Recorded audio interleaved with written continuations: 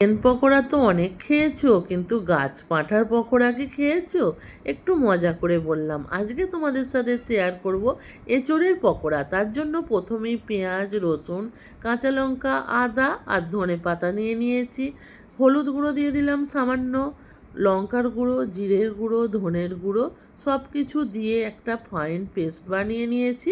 এবার একটা বড় জায়গার মধ্যে এটা ঢেলে নেব।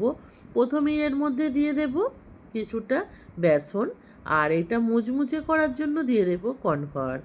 দিয়ে দিচ্ছি স্বাদ মতো লবণ। সব কিছু দিয়ে ভালোভাবে এটাকে মিক্স করে নেব। এখানে কিন্তু কোনো রকমভাবেই জল দেবে না। আর এঁচোড়টাকে আগে থাকতে ভালোভাবে সিদ্ধ করে জল ঝরিয়ে রেখেছিলাম, সেই এঁচোড়টাকে দিয়ে এবার ভালোভাবে এটাকে মেখে নেব।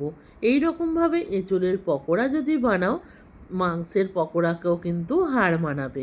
দেখো রেডি হয়ে গেছে। আর এদিকে একটা ফ্রাই প্যানের মধ্যে তেলটা গরম করতে দিয়ে দেবো, আর অল্প অল্প করে নিয়ে গরম গরম তেলের মধ্যে ভেজে নেব। রেডি হয়ে গেল এঁচোড়ের পকোড়া।